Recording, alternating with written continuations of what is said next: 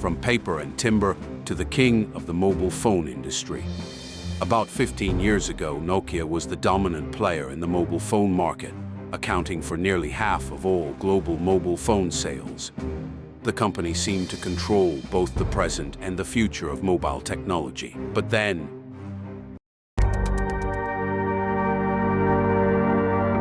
in 1865, the company was founded by Frederick Edestam in the Finnish town of Nokia. At the time, it specialized in the production and processing of wood and paper products. In 1970, the company began manufacturing radio equipment and communication devices. It also entered into contracts with the Finnish military to supply communication technology. These projects significantly increased Nokia's revenue and encouraged the company to expand further. Soon, Nokia built Finland's first mobile communications network, helping make Finland the first country in the world to achieve nationwide mobile phone coverage. Nokia, as we know it today, the 1980s marked a new era in Nokia's history. The company became the largest technology company in the Nordic region and acquired Mobira, a company specializing in mobile phone manufacturing. As a result of this acquisition, Nokia introduced the Mobira Senator, a mobile phone weighing around 10 kilograms. The 1990s. Nokia's golden years. Nokia was everywhere around the world. Who doesn't remember the famous Snake game?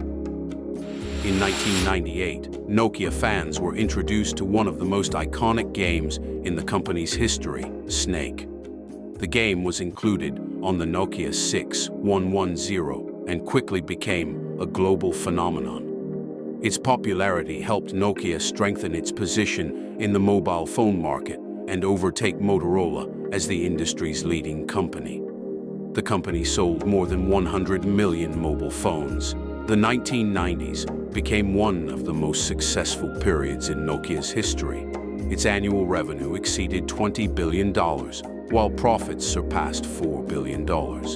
Nokia was at the peak of its success. The company introduced color screen mobile phones and popular features such as Bluetooth file sharing and customizable wallpapers. For millions of users around the world, Nokia represented the future of mobile communication.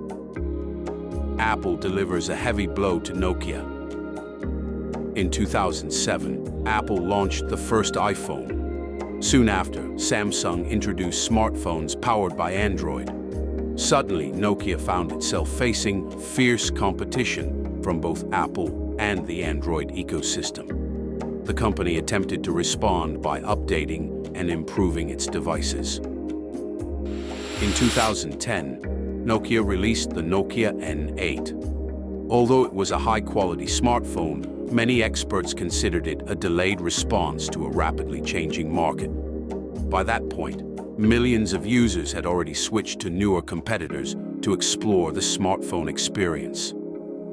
Nokia was left behind. The company began losing market share at an alarming rate. A wave of losses gradually pushed Nokia out of the global technology spotlight. In many ways, Nokia contributed to its own downfall. The company focused more on protecting its market dominance than on creating innovative products that met changing consumer expectations. Nokia failed to realize that a strong brand name alone was not enough. In 2012, Nokia's sales began to decline and continued falling year after year. By 2013, the company's market share had dropped to just 5%. The company was on the edge of bankruptcy and had little choice but to sell its mobile phone division to Microsoft. Unfortunately, Nokia gained little from its partnership with Microsoft. For many analysts, it became a costly and damaging decision. The partnership made Nokia heavily dependent on Microsoft, limiting its ability to compete freely in the market. It also prevented the company from entering the Android ecosystem at an earlier stage.